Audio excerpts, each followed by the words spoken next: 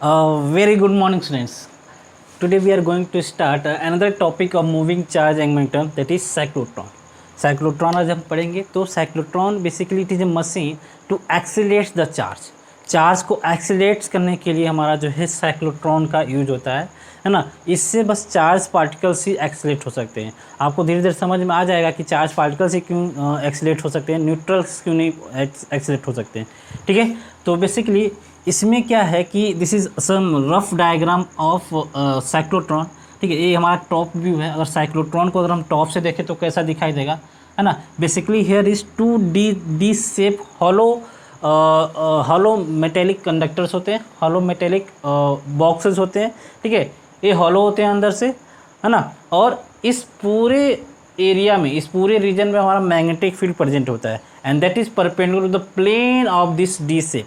इस D shape के plane के परपेंडिकुलर में हमारा मैग्नेटिक फील्ड प्रेजेंट होता है and electric field is present inside this gap only. Electric field is present inside this gap only. ठीक है. इसमें ये हो सकता है कि D1 will be at high potential and D2 will be at low potential, और may be D2 eight high potential and D1 में एट लो पोटेंशियल. वो उसकी जो पोलराइटी होगी वो जो है चेंज होती रहेगी and this is done by this oscillator. This is done by oscillator. ठीक है. ऑसिलेटर की फ्रीक्वेंसी हाई होती है. It is high frequency oscillator, है ना. High frequency oscillator. इससे क्या होता है कि हम जो है पोलैरिटी को चेंज करते हैं. किसकी पोलैरिटी को? D1 और D2 को. High frequency oscillator. ठीक है. D1 और D2 की पोलैरिटी को हम चेंज करते हैं. ठीक है. तो बेसिकली अगर मान लो हमारे पास ऐसा कुछ डी शेप का, है ना, ये हमारा बेसिकली एक रेक्टेंगल है, मान लो इसका डी शेप है, तो हमारा जो मैग्नेटिक फील्ड प्रेजेंट होगा वो कुछ ऐसे प्रेजेंट होगा, या इस साइड या हमारा डाउन साइड, है ना. डाउन साइड या इस साइड. ठीक है. यानी कि या तो ऊपर की तरफ निकलता हो जाएगा या नीचे की तरफ रहेगा हमारा magnetic field. And electric field is present in this plane. इस प्लेन में होगा, यानी कि मैग्नेटिक इलेक्ट्रिक फील्ड हमारा इस प्लेन में प्रेजेंट होगा. अगर ये हमारा गैप है, ये हमारा गैप है, this is D1, this is D1, this is D2, तो हमारा गैप में जो हमारा इलेक्ट्रिक फील्ड जो प्रेजेंट होगा वो कुछ ऐसे होगा. ठीक है. D1 to D2. और मैग्नेटिक फील्ड की इसकी प्रेजेंट होगा इसके इस प्लेन के परपेंडिकुलर में. ठीक है. तो basically the electric field and magnetic fields both are perpendicular to each other, और we can say they are orthogonal. ठीक है. या दे आर ऑर्थोगोनल. ठीक है. ऑर्थोगोनल मीन्स दोनों एक दूसरे के परपेंडिकुलर होते हैं. इससे होता क्या है कि लेट्स सपोज दैट, है ना, let's suppose that D1 eight high potential. इसमें देखते हैं, इसमें और अच्छे से दिखाया जाएगा D1 eight high potential and D2 eight low potential. अब मान लो तुमने कोई चार्ज जो यहाँ पे पुट कर दिया, यहाँ पे कोई प्रोटॉन पुट कर दिया. ठीक है. This is eight high potential, this is eight low potential. तो चार्ज जो है पॉजिटिव चार्ज है हाई पोटेंशियल से लो पोटेंशियल की तरफ मूव करना शुरू करेगा, एक्सेलरेट करना शुरू करेगा. ठीक है. तो जैसे ही उसको कुछ स्पीड मिलेगी, जैसे ही वो मूव करना शुरू करेगा, तो there is magnetic field present. इस मैग्नेटिक फील्ड की वजह से वो जो है रोटेट करना भी शुरू कर देगा. But this is free from electric field. Here is no electric field is present. इस रीजन में, इस डी वाले रीजन में कोई भी इलेक्ट्रिक फील्ड हमारा प्रेजेंट नहीं है. इलेक्ट्रिक फील्ड बस हमारा इस रीजन में ही प्रेजेंट है. इस रीजन में ही हमारा इलेक्ट्रिक फील्ड प्रेजेंट है and it is from D1 to D2 और D2 टू D1. ठीक है. तो जैसे ही हमने चार्ज को ड्रॉप किया, यहाँ पे रखा, वहाँ पे स्टेशनरी रखा, तो since due to this electric field this charge experience some force and due to that force it accelerates and acceleration से उसकी क्या होगी, कुछ स्पीड मिलेगी, और स्पीड होने की वजह से हमारा मैग्नेटिक फोर्स एक्ट करने लगेगा. एंड वी नो दैट कि चार्ज हमारा किधर मूव करेगा. लेट्स सपोज चार्ज हमारा इधर मूव करना शुरू किया, है ना. तो मैग्नेटिक फील्ड ऊपर की तरफ है, बाहर की तरफ, तो QV क्रॉस V. चार्ज पे फोर्स कितना होता है, अगर कोई मूविंग चार्ज है that force is equal to QV cross V. ठीक है. तो डायरेक्शन किधर होगा, V क्रॉस V. तो हमारा जो चार्ज है वो कुछ इधर रोटेट करना शुरू कर देगा. जैसे ही यहाँ पे आएगा, जैसे एग्जिट पॉइंट पे आएगा, जैसे ही D2 के एग्जिट पॉइंट पे आएगा, हम क्या करेंगे कि ऑसिलेटर्स की हेल्प से उसकी पोलैरिटी को चेंज कर देंगे. उसकी पोलैरिटी को चेंज कर देंगे तो फिर क्या हो जाएगा, this D2 will be height high and D1 will be low. ये हमारा लो पोटेंशियल पे हो जाएगा और ये हाई पोटेंशियल पे हो जाएगा, सच दैट कि अगेन जो हमारा चार्ज जो एक्सीलरेट करने लगेगा. ठीक है. एक्सीलरेट करेगा, उसकी स्पीड बढ़ेगी. अगेन जैसे ही इस रीजन में इंटर किया, है ना, एक्सीलरेट करेगा इस रीजन में, है ना। रीजन में एक्सीलरेट करने के बाद उसका जो जब उसकी स्पीड बढ़ेगी तो उसका रेडियस भी बढ़ेगा, because R is equal to what, R is equal to small R is equal to M V by Q B, ठीक है।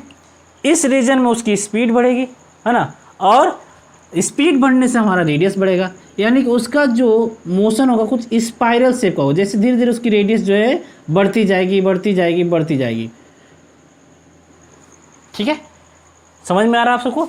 इस वाले पोर्शन में, इस वाले रीजन में वो हमेशा जो है क्या होगा, एक्सेलरेट करेगा, और इस वाले रीजन में वो सर्कुलर मोशन करेगा, ठीक है। तो जैसे जैसे हमारा v बढ़ता जाएगा, हमारा ये जो है रेडियस भी बढ़ता जाएगा। And we know that time period is independent on v। Time period हमारा जो है v पे डिपेंड नहीं करता है। Time period is equal to 2πm by Q B. अगर q चार्ज को, b को और m को अगर फिक्स कर दे, m is the mass of the charge, इसको हम फिक्स कर दे तो टाइम पीरियड भी हमारा फिक्स हो जाएगा, उसकी स्पीड पे हमारा डिपेंड नहीं करेगा। तो इररिस्पेक्टिव ऑफ देयर स्पीड, उसका जो टाइम पीरियड है अगर वो फिक्स हो जाता है, तो जो ऑसिलेटर की फ्रीक्वेंसी है, मतलब कि ऑसिलेटर की जो फ्रीक्वेंसी है वो t होता है ना, एक टाइम पीरियड होता है। This is called oscillator frequency is f is equal to 1/t। Oscillator frequency is f is equal to 1/t, ठीक। 1/t कैसे हुआ, क्योंकि पहले हमारा ये हाई पे था, ये लो पे था, ठीक। अगेन क्या हो गया, ये t/2 टाइम के बाद, कि t/2 की टाइम के बाद ये जो एक हाफ रोटेशन हमारा कंप्लीट कर लेगा, जो भी चार्ज है हमारा t/2 टाइम के बाद हाफ रोटेशन पूरा कर लेगा, ठीक है। तो t/2 के टाइम के बाद हमारा ऑसिलेटर जो है क्या करेगा, उसकी पोलैरिटी को चेंज कर देगा, ठीक है। तो जो ऑसिलेटर की जो फ्रीक्वेंसी होती है that is called cyclotron frequency, that is called cyclotron frequency.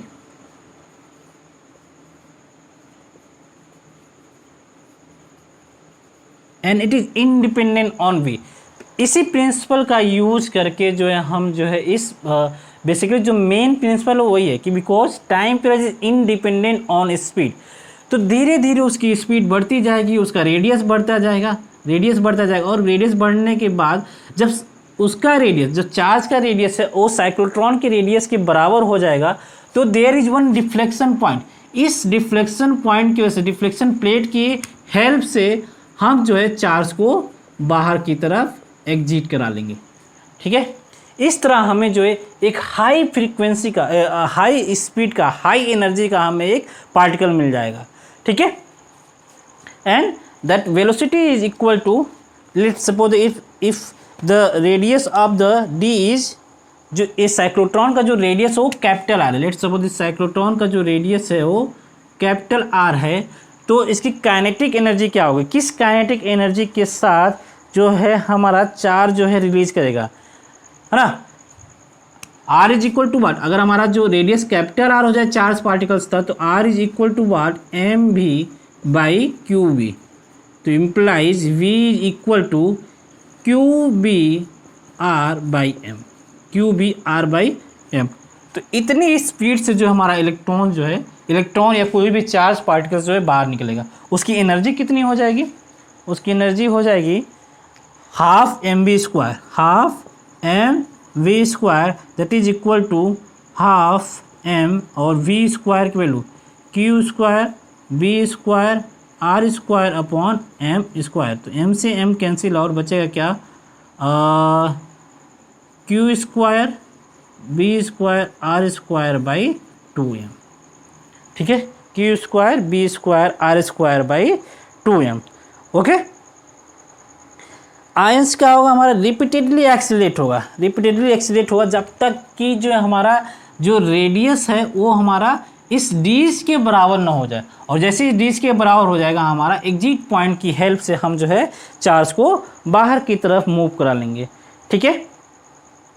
एक बार स्क्रीन को पोस्ट करो और एक बार समझो कि समझ में आ रहा है कि नहीं, कहीं पे किसी को कुछ प्रॉब्लम तो नहीं है। अगर किसी को प्रॉब्लम है तो उसको रिपीट करके फिर से देखो, है ना, ओके। नाउ यूजेस क्या है साइक्लोट्रॉन के, the cyclotron is use to bombardment nuclei with energetic particles, हम जो है जब एनर्जेटिक पार्टिकल्स से जो है किसी न्यूक्लियाई को बम्बार्ड करते हैं, जैसे हमारे न्यूक्लियस की जो खोज हुई थी कैसे हुई थी, हम जो है अल्फ़ा पार्टिकल्स को थॉमस ने जे थॉमस ने शायद है ना अल्फ़ा पार्टिकल्स को जो है बम्बार्डमेंट किया था कहाँ पे, गोल्ड फॉइल पे। तो ठीक है, जो हाई एनर्जेटिक अल्फ़ा पार्टिकल्स मिले वो कैसे मिले थे, इसी साइक्लोट्रॉन की वजह से, है ना, साइक्लोट्रॉन की हेल्प से या कुछ उस टाइम पे कोई और डिवाइस रहा होगा, है ना। तो इस जो हाई स्पीड वाले जो हमारे चार्ज पार्टिकल्स मिलते हैं वो इसी तरीके की कुछ डिवाइसेस होती हैं, मशीन्स होती हैं, ठीक है। इट इज़ यूज, और क्या यूजेस हैं, use to implant ions into solids and modifies their properties. हमें पता है कि अगर किसी न्यूक्लियस का हमें अगर प्रॉपर्टी चेंज करता है तो उसमें हम इम्प्लांट कर सकते हैं न्यूट्रॉन और प्रोटॉन, ठीक है। तो उससे जो हमारा उस न्यूक्लियस की प्रॉपर्टी जो है चेंज हो सकती है। जैसे यूरेनियम से जो हम एटम बम बनाते हैं तो उसमें हम क्या करते हैं, बम्बार्डमेंट कराते हैं किसका, न्यूट्रॉन का, ठीक है।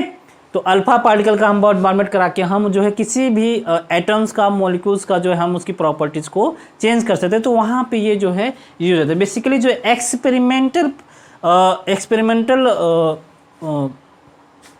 एक्सपेरिमेंट करने के लिए जो है हमारा साइक्लोट्रॉन का यूज जो है होता है, ठीक है। और क्या यूज है, to synthesize the new materials, नए मटेरियल का सिंथेसाइज करने के लिए जो है साइक्लोट्रॉन का यूज होता है। And to produce radioactive substances which can be use in diagnosis and treatment और डायग्नोसिस में जो है हम जो है उसका यूज करते हैं, ठीक है।